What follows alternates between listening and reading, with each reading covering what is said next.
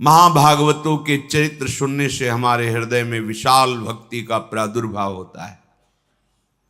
12 महाभागवतों में भीष्म जी महाराज बड़े ही महामहिम प्रभु श्री कृष्णचंद्र के अनन्य भक्त हैं और ऐसी सत्यनिष्ठा किसी भगवत स्वरूप महात्मा में ही पाई जाती, अन्यथा नहीं। अमोघ वचन, जो निश्चय कर लिया वो प्राणपन से निर्वाह किया, जिनके जीवन में सत्य ही सत्य है। कल आप प्रसंग सुन रहे थे, शास्त्रों अश्वमेध यज्ञ राजसू यज्ञ आदि करके तपोधन महाभिष नाम के राजा ब्रह्मलोक को प्राप्त हुए। ब्रह्मलोक सभा में वो विराजमान थे। भगवती गंगा जी पधारी तो वायु देवता ने उनके अंचल को खिसकाया, जिससे समस्त वहाँ विराजमान ब्रह्म सभा में अपनी ग्रीवा झुका ली। पर महाभिष गंगा जी को देखते रहे और गंगा जी महाभिष को।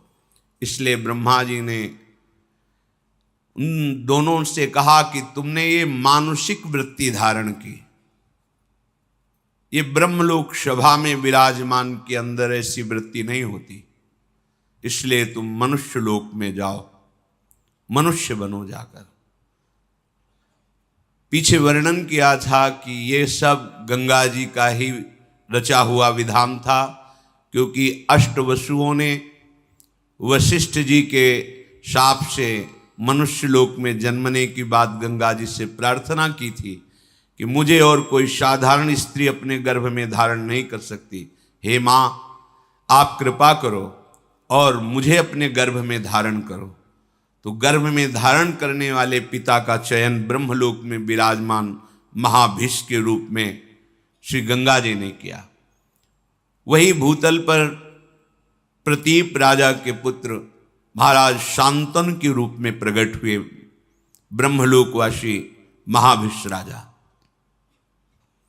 यम यम कराभ्याम स्पृशति जीर्णम सा सुखमश्नुते पुनर्युवाच भवति तस्मात् तम शांतनुम विदु इति तदस्य शांतनुत्वम। बड़े बड़े ब्रह्म ऋषियों ने इनके प्रभाव को ज्योतिष के द्वारा देखा। यम यम कराभ्याम स्पृशति, जिसको ये छू लेंगे हाथ से तो जीर्णम सा सुखमश्नुते, भले उसकी जीर्ण अवस्था हो वो तुरंत जवान हो जाएगा और सुखपूर्वक पूरा जीवन रहेगा, उसे कभी अशांति छू नहीं सकती, परम शांति बनी रहेगी। इसीलिए इति तदस्य शांतनुत्वम, इनका नाम शांतनु रखा गया। बड़े ही प्रभावशाली बाल्यावस्था से ही थे। जब इनकी नौ किशोर अवस्था थी तो महाराज प्रतीप ने अपने पास बैठाल करके कहा कि मुझे जब मैं तपस्या कर रहा था हरिद्वार में तो एक देवी प्रकट होकर मेरे से बात कही थी कि जब तुम्हारा पुत्र यौवन अवस्था को होगा तो मैं समीप जाऊंगी, पर वो हमसे कभी कोई प्रश्न ना करे, वो तुम्हारे कल्याण के लिए है। ध्यान रखना, तुम्हें यदि कभी दिव्य सुंदरी नवयुवती मिले और तुम उसके रूप से प्रभावित हो जाना तो जान लेना ये वही सुंदरी है। पर यच्च कुर्यान्न तत्कर्म सा पृष्ठव्या त्वया नघ मन योगाद भजंतीम ताम भजेथा इत्युवाचतम। वो जो कार्य करे कभी प्रश्न मत कर देना, कभी पूछ मत लेना कि तुमने ऐसा क्यों किया। यदि तुम पूछ लोगे तो उसी समय वो तुम्हारे पास से चली जाएगी। मेरी आज्ञा है, वो कौन है, क्या कर रही है, कहाँ से आई है, कहाँ को जाएगी, ये कोई प्रश्न तुम्हारे नहीं होने चाहिए, ये मेरी आज्ञा है। ऐसा शांतनु जी को प्रतीप उनके जो पिता थे उन्होंने समझाया। और उसी समय उनको राज्याभिषेक करके एकांत जंगल में निरंतर भजन करते हुए भगवान को प्राप्त हुए। बुद्धिमान, परम प्रतापी, परम तपस्वी राजा शांतनु देवराज इंद्र के समान तेजस्वी थे। एक दिन प्रजा रक्षा के लिए रुग्ण और हिंसक, जिनके जीवित रहने पर प्रजा में संक्रामक रोग फैल सकता है, ऐसे पशु और जो घोर हिंसा स्वभाव वाले हैं, ऐसे पशुओं को प्रजा रक्षा के लिए मारने के लिए वो वन में जाया करते थे। एक दिन उन्होंने गंगा के किनारे ही भ्रमण कर रहे थे, देखा अपने तेज कांति से मानो कई सूर्य एक साथ उदय हो गए हों, ऐसी तेजस्विनी नवयुवती सुंदरी लक्ष्मी जी के समान ऐश्वर्य और सुंदरता से युक्त धीरे धीरे महाराज शांतन के समीप आ रहे। उनके सारे अंग निर्दोष गौर वर्ण, ऐसा मोहिनी सुंदर रूप, उस पर बड़ी ही दिव्य साड़ी धारण किए हुए, देखते ही राजा शांतन का शरीर स्तब्ध हो गया।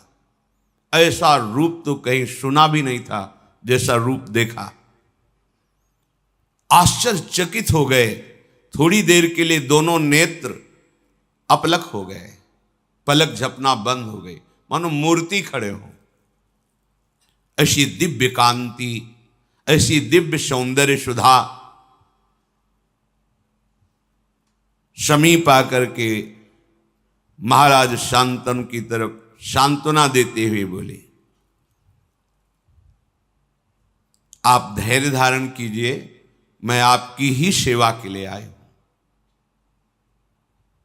तब इनमें साहस हुआ बात करने का। शांतनु जी ने कहा, मैं देख करके ही बता रहा हूं कि तुम कोई दानवी, गंधर्वी, अप्सरा, यक्षी, नाग कन्या या मानवी हो ही नहीं सकती। त्रिभुवन में ऐसी कोई सुंदरी नहीं है। मुझे पता है, क्योंकि ब्रह्मलोक से सीधे आए हैं तो सब कुछ पता है। इनकी स्मृति, इनका ध्यान, इनकी तपस्या इतनी जोर की है कि ऐसी सुंदरी तो हमने देखी ही नहीं। पर मैं तुमसे प्रश्न नहीं करूंगा कि तुम हो कौन।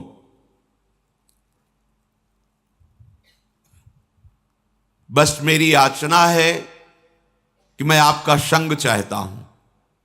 जब शांतनु जी ने ऐसी प्रार्थना की तो मधुर मुस्कान युक्त महायशस्विनी त्रिपथगामिनी भगवती गंगा जी उनके ऐश्वर्य की वृद्धि के लिए उनसे कहा, यत्तु कुर्यामहं राजन शुभम वा यदि वा शुभम ना तद वारयितस्यामि न वक्तव्या तथा प्रियम।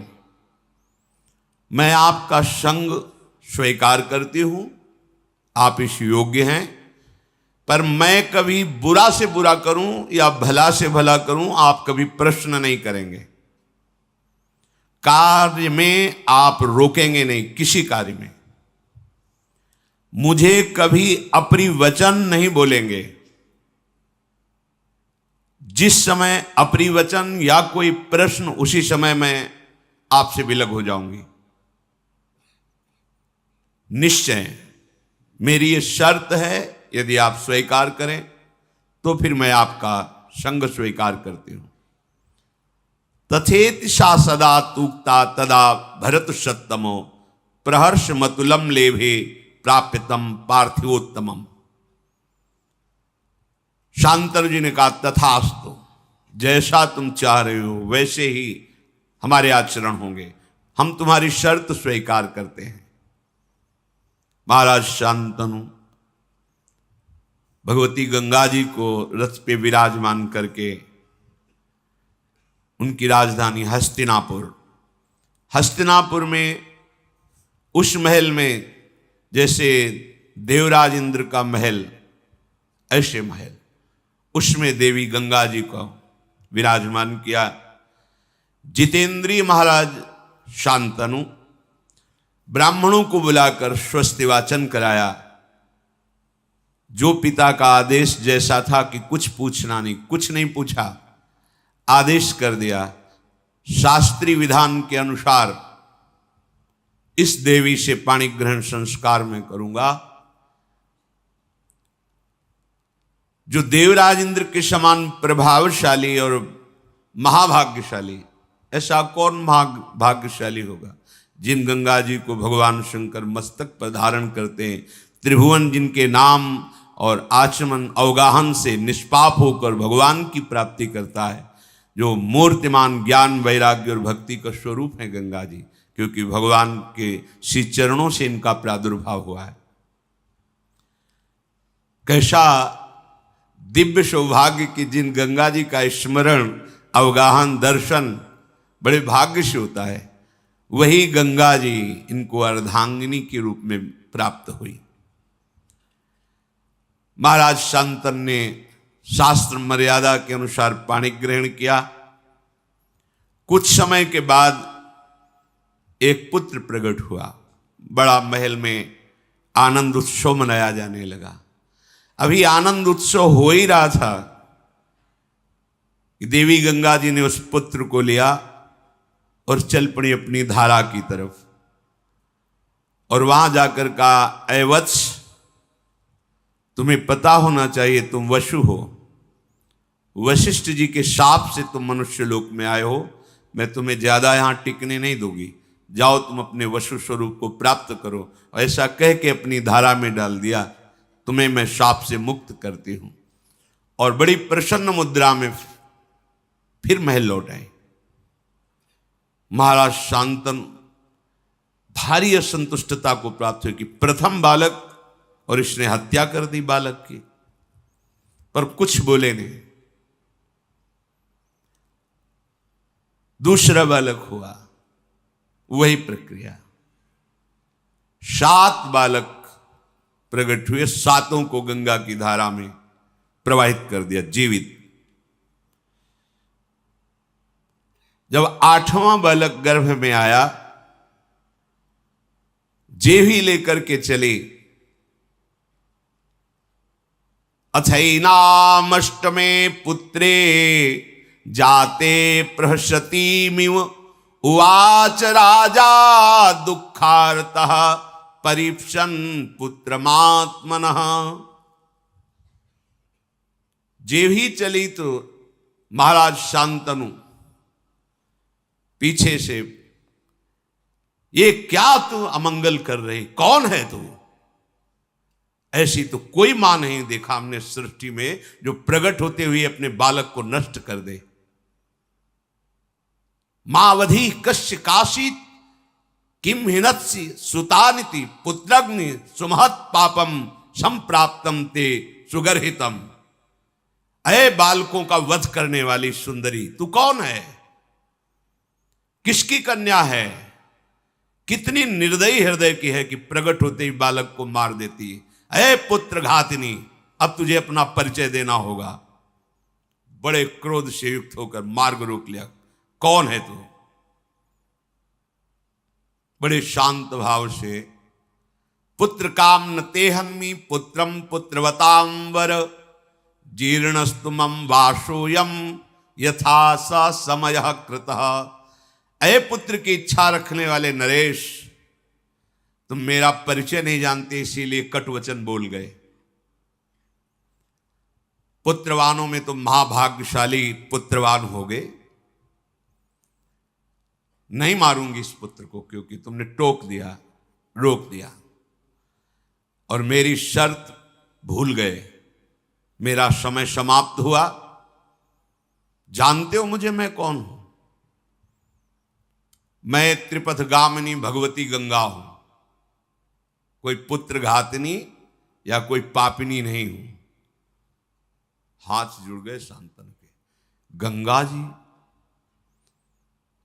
बड़े बड़े महर्षियों के द्वारा सेवित मैं हूं। केवल वसुओं का कार्य पूर्ण करने के लिए, उनको गर्भ में धारण करने के लिए, उनकी प्रार्थना से मैं आई हूं।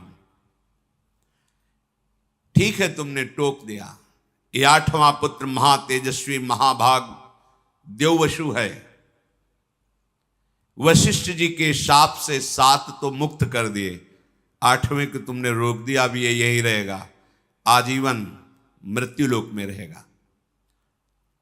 तुम्हारे सिवाय ऐसा त्रिभुवन में कोई राजा नहीं जो मेरा संग कर सके। तुम वसुओं के पिता हो। मानवीय सृष्टि में ऐसा कोई है नहीं कि इन वसुओं को गर्भ में धारण कर सके। अतः इन वसुओं की प्रार्थना से इनकी मां बनने के लिए मैंने मानव शरीर धारण करके तुम्हारा संग किया।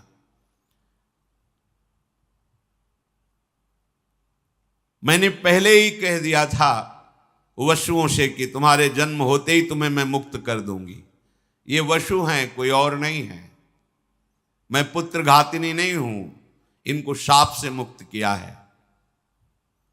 महान व्रत का पालन करने वाले तुम्हारे इस पुत्र को मैं भी तुम्हारे पास नहीं छोड़ूंगी। इसमें 8 वसुओं का अंश है। ये जब संपूर्ण विद्याओं में कुशल हो जाएगा तो तुम्हें स्वयं मिल जाएगा, आप निश्चिंत रहना। जब ये बालक मिले तो इसका नाम देवव्रत गंगादत्त ऐसा नाम पुकारना।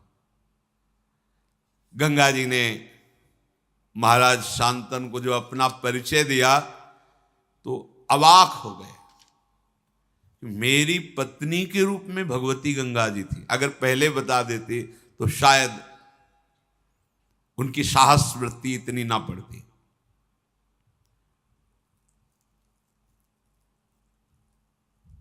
महाराज बहुत उदास हो गए।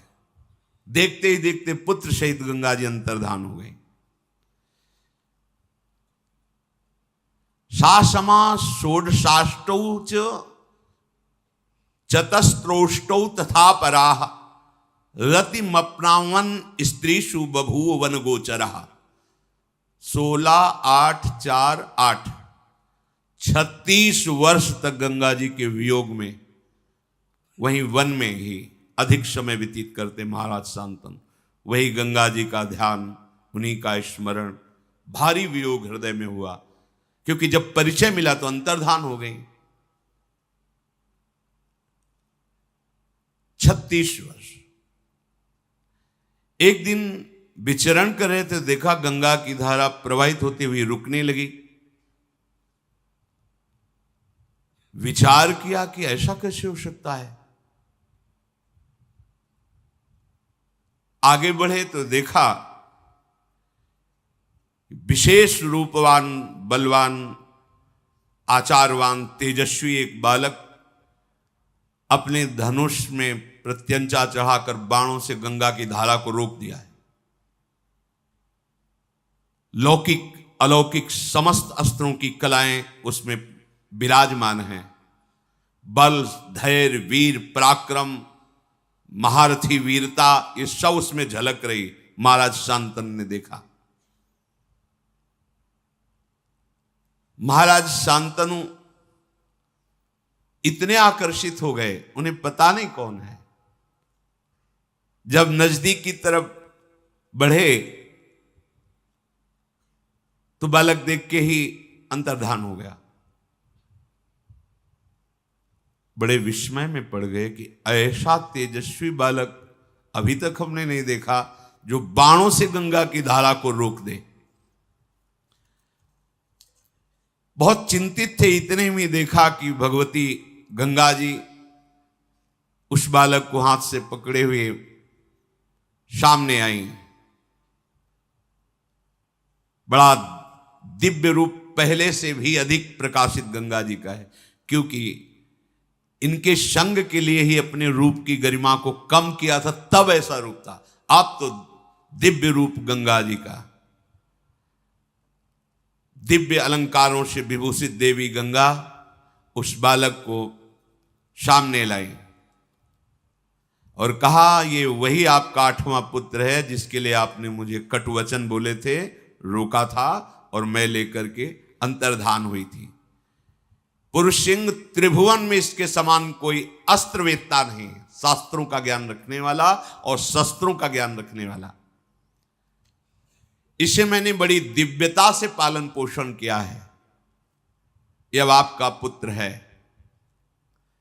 ये महर्षि वशिष्ठ से 6 अंगों सहित समस्त वेदों का अध्ययन करके ब्रह्मबोध हो चुका है।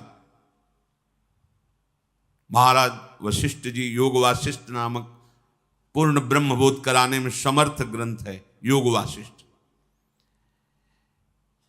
ये अस्त्र विद्या का महान पंडित, महान धनुर्धर और युद्ध में देवराज इंद्र को भी परास्त करने की सामर्थ्य रखने वाला बालक है। देवता असुर कोई भी त्रिभुवन में ऐसा नहीं जो इसके सामने टिक सके।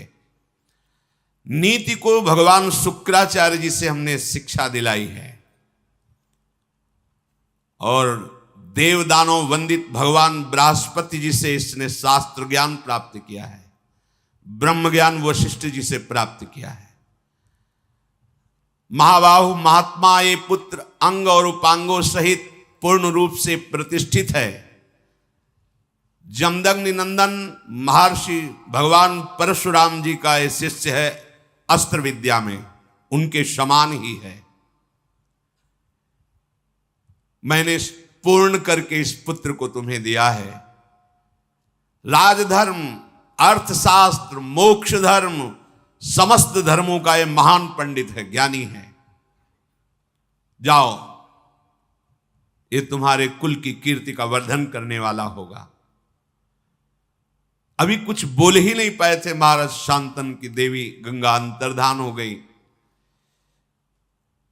गंगा जी की आज्ञा शिरोधार करके महाराज शांतनु सूर्य के समान प्रकाशित होने वाले अपने पुत्र को राजधानी में लाए। हस्तिनापुर अमरावती के समान सुंदर देवराज इंद्र की राजधानी अमरावती।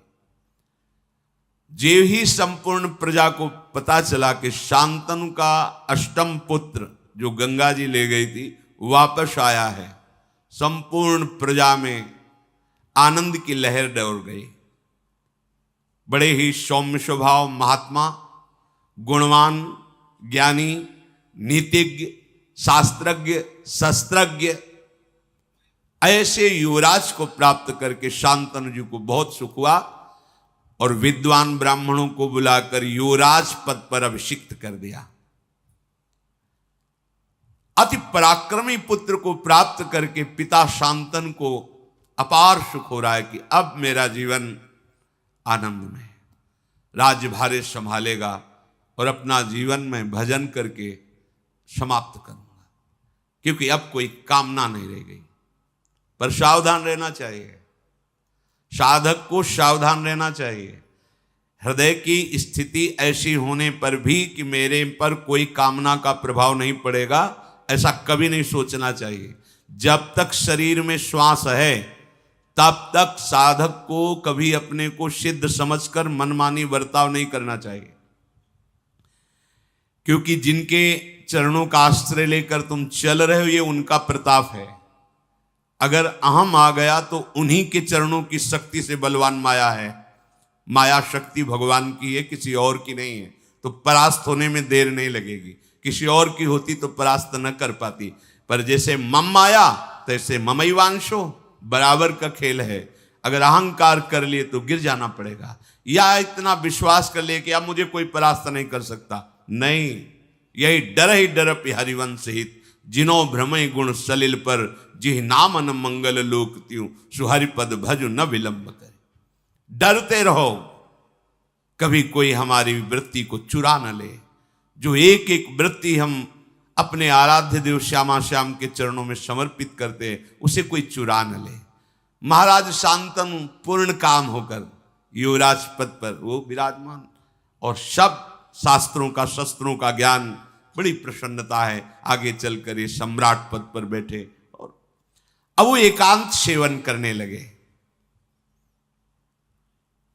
एक दिन उनको ऐसी सुगंध आई कि खींचे चले गए उस सुगंध में, घ्राणेन्द्र में। 4 योजन तक सुगंध जाती थी, योजन गंधा। खिंचते हुए सुगंध को लक्ष्य करके जब पहुंचे तो वहां देखा एक नौका में मूर्तिमान मानो सुंदरता विराजमान हो, ऐसे एक देवी विराजमान है। श्याम नेत्र हैं, किशोर अवस्था है। देखते ही महाराज का चित्त जो कह रहा था कि अब तो पूर्णता है, अब कुछ नहीं चाहिए, बदल गया। कश्यतुमसि काचासी किंचा भीरु चिकीर्षसि, तुम कौन हो, किसकी पुत्री हो और यहां नाव में कैसे बैठी हो? चक्रवर्ती सम्राट है। खड़ी हो गई आसन से, नाव से प्रणाम किया और कहा, राजन आपका सदैव मंगल और कल्याण हो। मैं निषाद की कन्या हूं और मेरे महामनस्वी निषाद जो पिता हैं वो बिना शुल्क लिए यहां से आने जाने वाले ऋषियों की या जो भी आए जाए निशुल्क हम नौका की सेवा करती हैं। जैसे ये बोला महाराज शांतन तो बिक गए, शब्द सुनकर रूप देख करके, क्योंकि यही भगवान श्री कृष्ण उदयपायन व्यास देव जी की माता हैं। भगवान का अवतार हो चुका है उनके गर्भ से। आगे स्वयं वर्णन करेंगे।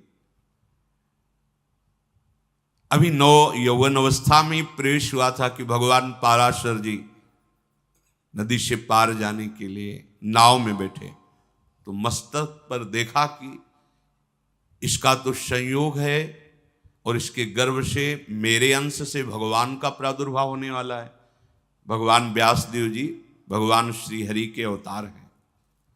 उनका देवी मैं दिव्य दृष्टि से देख रहा हूं कि इसी समय तुम्हारे गर्भ से भगवान का अवतार होगा।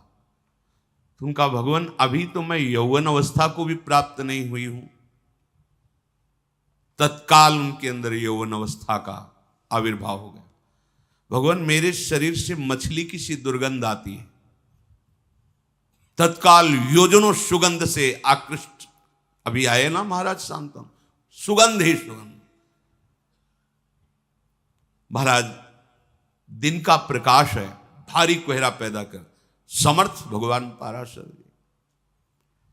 महाराज अगर गर्भ हुआ तो हमसे फिर ब्याह कौन करेगा? कन्याओं में, पंच कन्याओं में तुम पवित्र कन्या रहोगी, महाराज गर्भ तो धारण करना पड़ेगा। नहीं, इसी समय प्रकट होगा, गर्भ भी नहीं धारण करना पड़ेगा। भगवान पाराशर जी की कृपा से उसी समय श्री कृष्ण द्वैपायन भगवान व्यासदेव जी का प्रादुर्भाव, और प्रकट होते ही मृगचर्म कमंडल हाथ में लिया और प्रणाम किया। ऐसे नहीं कि प्रकट हुए बच्चे हो, पाराशर जी बच्चा लेके चले, ऐसे नहीं, कमंडल लिया और बोले मां जब कभी आवश्यकता हो तब याद मात्र कर लेना, मैं आपकी सेवा में उपस्थित हो जाऊंगा।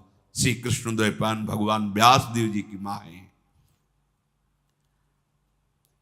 राजा शांतनु को ऐसा पूर्व का कुछ पता नहीं, और पाराशर जी ने तत्काल जो कन्या स्वरूप वही प्रकट कर दिया था। शांतनु उनके रूप, माधुर्य, सुगंध और वाणी भगवान व्यासदेव की मां है। सुनते ही मुग्ध हो गए, जैसे गंगा जी पर। तो गंगा जी के वियोग से जो हृदय की दशा हुई थी, वो देवव्रत गंगा दत्त से मिलने पर पुत्र के थोड़ी शांत हो गई थी। फिर वही नवीन, बहुत सावधानी की जरूरत होती है। उपासक कभी ऐसा न समझ ले कि अब हमारा कोई नहीं बिगाड़ सकता। हां, प्रभु की कृपा से मन प्रभु में लग गया, कुछ अच्छा नहीं लगता है, पर सावधान, कभी भी कोई वृत्ति, वही दशा आ गई जो गंगा जी के वियोग में थी। सीधे उतरे नाव से, तुम्हारा घर कहां है? बताया। वहां गए, चक्रवर्ती सम्राट है। जे ही देखा निषाद ने कि महाराज पधारे, प्रणाम किया, अर्घ दिया, पूजन किया। महाराज मेरे तो भाग्य खुल गए, आप जैसे प्रतापी राजा यहां पधारे हैं। क्या आज्ञा है, क्या सेवा करूं? वो जो नौका में विराजमान युवती हो तुम्हारी पुत्री है? हाँ महाराज, मैं तुम्हारी पुत्री का वरण करता हूं और उसको मांगने आया हूं तुमसे। महाराज, ओहो, मुझे चिंता थी कि इतनी सुंदर पुत्री का वरण किसके साथ करूंगा, मेरे पास तो धन नहीं, संपत्ति नहीं। भगवान ने मेरी बात सुन ली। आप जैसा तेजस्वी, आप जैसा महान सम्राट स्वयं मांगने आया, ये तो मेरी पुत्री का भाग्य और मेरा भी भाग्य है। परंतु आप राज्य के अधिकारी मेरी पुत्री के नहीं, पुत्री का अधिकार मेरे हाथ पर है। तो अब मैं जैसा कहूंगा वैसा आपको करना होगा, तब आपको पुत्री मिलेगी। राजा के रूप में आपका स्वागत कर लिया, पर पुत्री मांग रहे हो तो उसके लिए मेरे पास शर्त है। उस शर्त को पूरी करो और पुत्री को ले जाओ। यदि आप मेरी पुत्री को अर्धांग में विराजमान करना चाहते हो तो सत्य को सामने रखकर मेरे सामने प्रतिज्ञा करो कि इससे जो संतान होगी वही हस्तिनापुर के सिंहासन पर विराजमान होगी। शांतनु ने कहा, ऐसा कभी नहीं हो सकता। मैं गंगा पुत्र देवव्रत के स्थान को किसी को नहीं दे सकता। तुरंत वहां से चल दिए। अब हृदय में वही विरहाग्नि जो गंगा जी के अंतर्धान होने पर हुई थी। अब बोल सकते नहीं किसी से, हृदय जल रहा है एकांत में, बस कि अब क्या करें, कोई उपाय नहीं। देवव्रत युवराज पद पर है और पूर्ण समर्थ है। मैं उनके भाग्य पर ऐसा नहीं कर सकता कि वो राजा ना बने और इसका पुत्र राजा बने, कभी नहीं कर सकता। अपने सुख के लिए ऐसा कभी नहीं कर। दुचित हो गए, इधर ये भाव और उधर उस रूप और वाणी को सुनने के बाद बिक गए महाराज शांतनु। रोज का रोज शरीर बीमार होने लगा, अस्वस्थ होने लगे महाराज शांतनु। देवव्रत ने एक ही दृष्टि में देखकर पहचान लिया कि कोई आंतरिक विषय है जिस पर महाराज अस्वस्थ हो रहे हैं। जाकर के प्रणाम किया और कहा, पिताश्री आपका कुशल मंगल। भूमंडल का क्या कोई ऐसा भी नरेश है जो आपकी आज्ञा का पालन नहीं कर रहा? आप आदेश कीजिए, अभी मैं उसको परास्त करके आपके चरणों में। या कोई आपकी ऐसी आंतरिक दुख वृत्ति है जो आप किसी को बता नहीं सकते? अब आपका मौन रहना ठीक नहीं। आपके स्वास्थ्य के लिए आप चक्रवर्ती सम्राट पद पर हैं, आपको बोलना ही होगा, आपको हमसे बात करनी होगी। आपकी कांति मलिन हो रही है, आपका शरीर पीला हो रहा है, आप खिन्न हैं। साधारण बात तो है नहीं, ये कोई रोग नहीं है। मैं जानता हूं कि मैं प्रतिकार कर सकता हूं आपके इस चिंतन का, पर आपको उत्तर देना होगा। शांतनु ने कहा, बेटा इसमें संदेह नहीं कि मुझे कोई रोग नहीं है, मैं भारी चिंता में डूब गया हूं। कैसे तुम्हें बताऊं, तुम पुत्र हो, कैसे तुम्हें अपनी चिंता की बात बताऊं? पर जब तुम पूछ रहे हो तो तुम इस विशाल वंश के मेरे एक ही पुत्र हो। मुझे पूर्ण पता है कि तुम पुरुषार्थ में समर्थ हो। मुझे पूर्ण विश्वास है हस्तिनापुर के सिंहासन की योग्य भी तुम ही हो। पर मैंने एक नवयुवती देखी तो मैंने विचार भी किया कि अगर एक पुत्र पे कोई संकट आ जाए तो पूरा का पूरा सिंहासन खाली। इस भाव की पूर्ति के लिए भी, और मेरा मन भी आसक्त हो गया है, इसके लिए मैं द्वितीय विवाह करना चाहता था, पर ऐसी शर्त रख दी कि मैं उसे निर्वाह नहीं कर सकता। तुम्हारा कल्याण हो, तुम आनंदित रहो, तुम शूरवीर हो, कभी किसी बात को सहन ना कर सको ऐसा नहीं, धैर्यवान हो, मेरी बात को छुपाओ और तुम राज्य सेवा में लगो। मैं संदेह में पड़ गया हूं, जब तक ये संदेह निवृत्त नहीं होगा तब तक मुझे शांति नहीं मिलेगी। अपने पिता के हितैषी बूढ़े मंत्रियों को बुलाया और कहा, साफ साफ बताओ। पिता ने बताया नहीं। किससे आसक्त हैं पिताजी, क्या शर्त है? तो उनका, मैं इतना जानता हूं कि कोई निषाद राज की कन्या है, पर शर्त क्या है ये मुझे पता नहीं, ये तो सारथी ही बता सकता है, क्योंकि महाराज का सारथी महाराज के साथ वहां तक गया था, हम सब पीछे ही थे। देवव्रत जी ने पिता के सारथी को बुलाया और प्रणाम किया, क्योंकि पिता के ही तुल्य सम्माननीय होता है, और कहा, महाप्राज्ञ अर्थात तुम परम ज्ञानी हो, जो मैं पूछ रहा हूं पिता के हित के लिए, राजा के हित के लिए पूछ रहा हूं, सत्य बोलना। किससे मेरे महाराज का अनुराग हो गया है? तुम सत्य परिचय बताना, और क्या शर्त है? उनका, महाराज वो कोई राजकुमार की कन्या नहीं है, राजा की कन्या नहीं है, वो एक धीवर की कन्या है, पर इतनी सुंदरी है कि मैंने भी ऐसी सुंदरता नहीं देखी।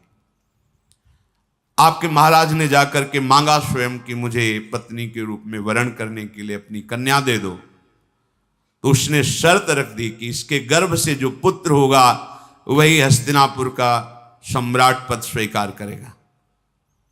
आपके पिताजी वहां से तुरंत चल दिए कि मैं ऐसा कदापि नहीं कर सकता। इसके बाद ऐसी दशा को प्राप्त है, अब आपको जैसा उचित लगे। देवव्रत ने समस्त वृद्ध मंत्रियों को बुलाया और भी विशिष्ट अधिकारियों को, क्योंकि युवराज पद पर हैं, और बिना सूचना के अपने पिता के सारथी को लेकर वहां पहुंचे निषाद के घर में।